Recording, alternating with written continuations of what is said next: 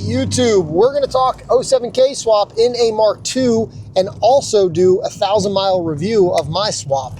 So as you guys know, maybe like 2 months ago at this point, I finished up.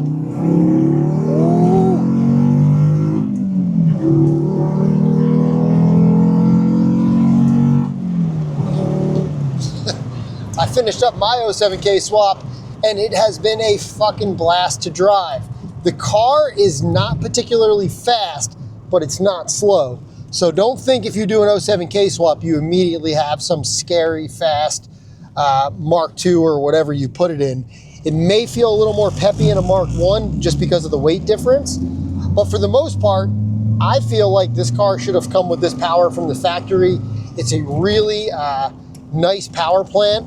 It's smooth, predictable, fun enough, torquey. But like I said, it's not crazy, scary fast. It doesn't do anything particularly well. It has a good torque curve, but it's not this magical motor. It is a nice, probably around 200 horsepower to the wheels engine, the mods I have in the tune. And if it has 200, I'd be happy with that. If it has less, it's still a lot of fun. But that's not what we're here to talk about necessarily. We're here to talk about if I think this is worth it and what it's like living with this car now that I've finished the swap. Now that you guys saw some clips of the car ripping, I do want to show you some things I'm really proud of in this car and some things that I like, and then also talk about some plans for the future and if this swap was even worth it in the first place. So let's take a peek around this car. Obviously, we will start with the number one thing, which is the 07K. So I did this swap as a practical swap, not a show car. I wanted to be able to swap it and drive the shit out of it, and that's exactly what I've been doing. I have some plans for the future, like getting that AC pump to actually produce cold air in the car because summer's coming, and I don't want to be sweating my ass off. I'm too old now, so there are some quality of life things that I just refuse to give up. And air conditioning is one of them, so I'm gonna make that work. And maybe I'll make a video on how I did it and show you guys if you feel like retaining AC. Power steering is something I'm willing to give up in suit of a cold cabin when I'm driving.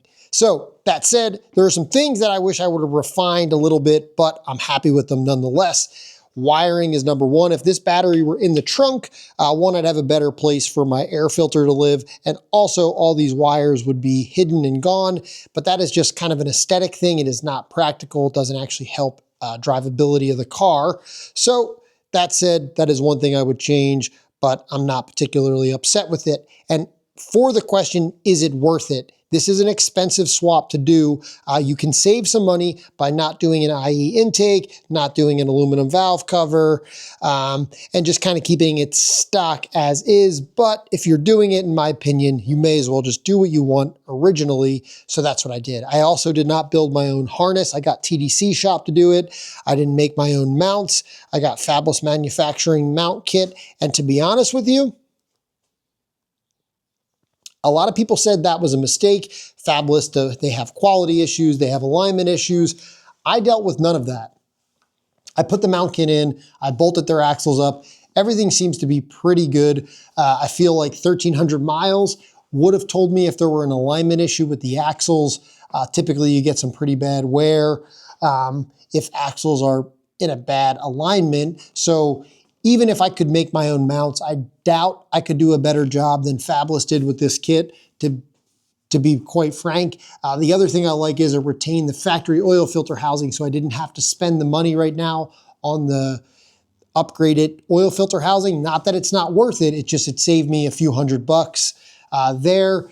And then also the fact that I can retain my factory Mark II hubs, that's a big help as well. But plans for the future, I do plan on doing a big brake kit, so we'll have to cross that bridge when we get to it, and also suspension. But is it worth it? In my opinion, absolutely. I know a minute ago I talked about the engine and I was kind of describing it as a little underwhelming, but I'm doing that just so people have a realistic idea of what this engine is. People think you put a 5-cylinder in the car and it's all of a sudden this fucking monster. It's not. It's really fun. and it has really great power, but it's not like throw you in the back of your seat kind of power. We're talking 200 horsepower. Even in a car this light, that's not crazy, especially by today's standards. So if you're gonna do this swap, just know you're gonna spend a lot of time and a lot of money to do it right, and you will have pretty good power, but you are not gonna break any records here. This is just a 5-cylinder out of a fucking Mark V and up car. So that's the only reason I bring that up, because it is a worth it swap, but it is not mind-blowingly fast. It's super fun. I do love the sound. I love the torque, and it is very usable. So I can daily drive this car, which I have been doing.